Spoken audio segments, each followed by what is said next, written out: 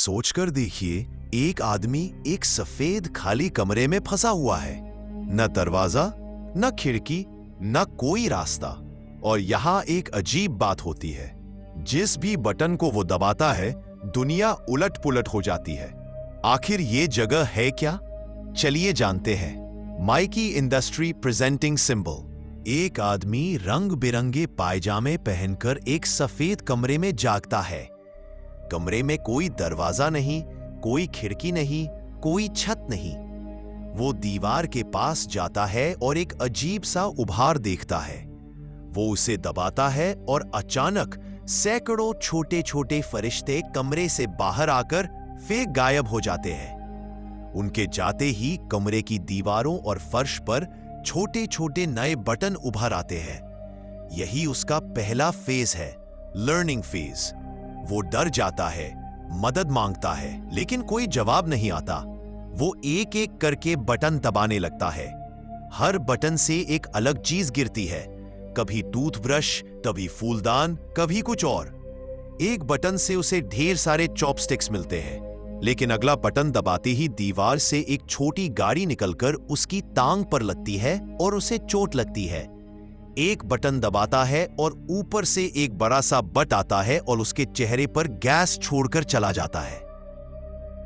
काफी समय बाद कमरे में सामान का ढेर लग जाता है। एक बार गेंद फेंकते हुए वो एक बटन दबा देता है और उससे सुशी गिरती है। उसे भूख लगी है, लेकिन सोया सॉस नहीं मिलती।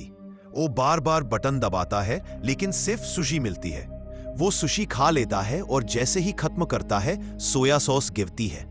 वो गुस्से में उसे दूर फेंक देता है। फिर उसे 3D चश्मा मिलता है। जब वो पहनता है तो उसे एक फरिश्ता उसके बटन की तरफ इशारा करता दिखाई देता है। उसे लगता है यही जवाब है, लेकिन बटन दबाने पर बस एक काउंटडाउन शुरू होता है और ऊपर से एक विशाल बट आकर फिर गैस छोड़ देता है। वो 5 मंगा वॉल्यूम पढ़ लेता है। जब वो छठा मांगता है तो 7वां मिलता है, फिर 8, फिर 9, लेकिन छठा नहीं। आखिरकार एक बटन दबाता है और दीवार का एक हिस्सा खुलता है। पीछे एक दरवाजा है। वो भागता है, लेकिन दरवाजा उसके सामने बंद हो जाता है।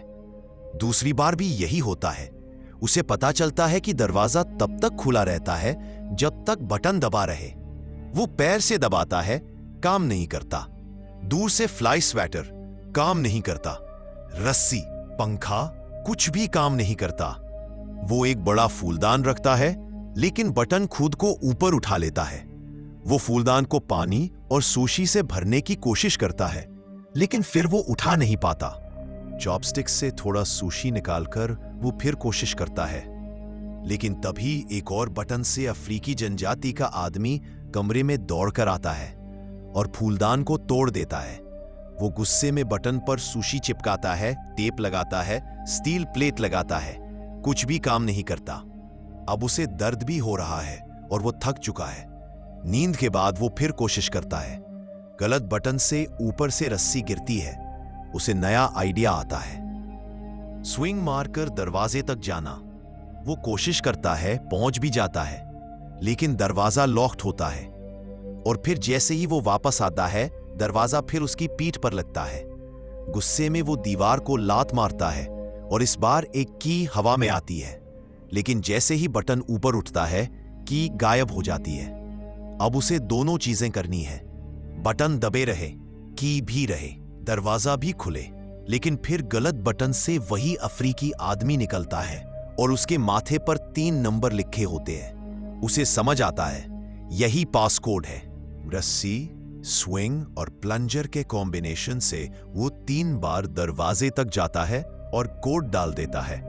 आखिर दरवाजा खुलता है, लेकिन जैसे ही वो धक्का देता है, पीछे की दीवार बंद हो जाती है और वो फंस जाता है।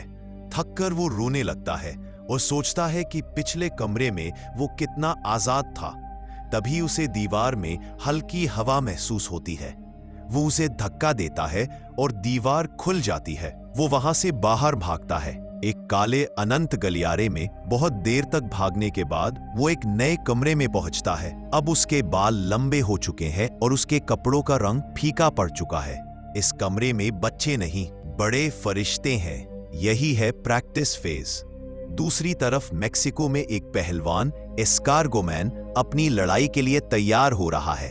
उसका बेटा एंटोनियो उस पर भरोसा करता है, लेकिन बाकी लोग उसे कमजोर कहते हैं। रिंग में एस्कार्गोमैन की हालत खराब हो जाती है।